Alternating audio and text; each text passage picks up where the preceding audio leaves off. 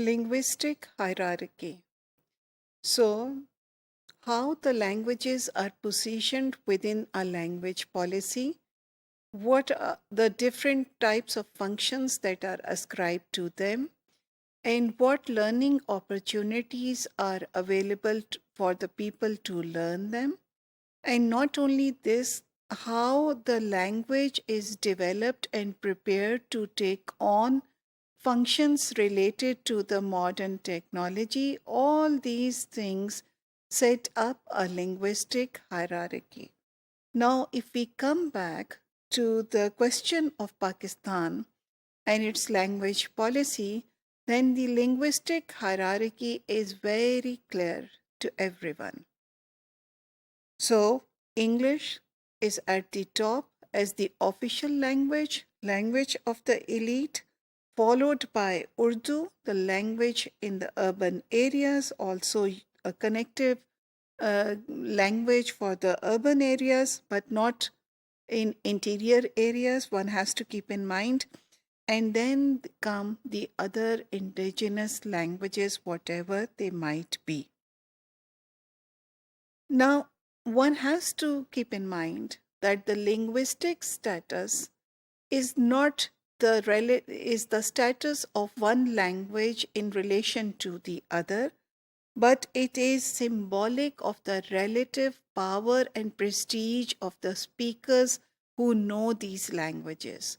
So, there is nothing inherent good or bad about English or Urdu or the indigenous languages. It is about the relative power that they hold that feeds into this hierarchy and reinforces this linguistic structure or linguistic hierarchy, which in turn reinforces the social structure or the social hierarchy. So, most of the post-colonial states retained the language of the colonial rulers. The first reason, of course, would be pragmatic, because when those systems of governance were transferred to the indigenous populations, then of course they had little time to sort of prepare their own indigenous languages to take on the functions that were performed earlier by the colonial languages. The second and even more important thing was that the elite who were working very closely with their colonial rulers had invested heavily in the learning of the languages of their colonial rulers. So they did not want this investment to be not recognized, and they were not willing to let go of it. So what we are saying in simpler term is that the elite in Pakistan also, who invested heavily in English before partition, were not ready to give up their distinction of this cultural capital of English language and sort of open up the opportunities to everyone else. So what was done, for instance, in Pakistan, that there have always been parallel systems of schools, and in these parallel systems of school, the most favored or the most funded have been the schools which actually have English as a medium of instruction. So once you have invested again and again so heavily in the learning of the language, enabled your children to learn the language, develop a certain kind of cultural capital which has a distinctive value in the given system, you are not willing to change the criteria or that somehow evaluates your position in the society. Why would you do that? So one does not act against one's interests. One always acts in for one's own interests.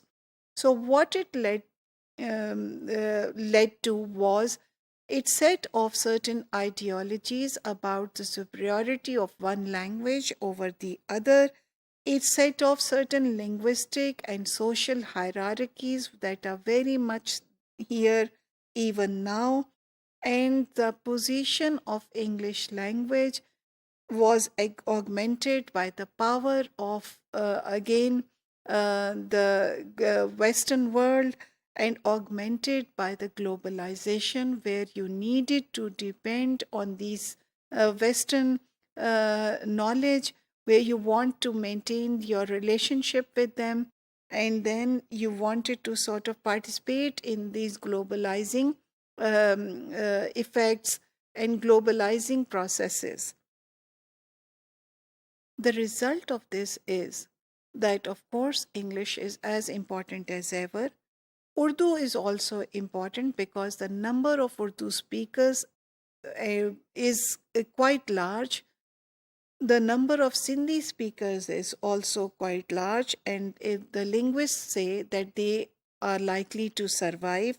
But when we come to other languages like Pashto and Brahui, which are important languages, and then there are several other languages which we did not name, but we put in as other languages in the table that we discussed earlier, they will face extinction if they are not revitalized.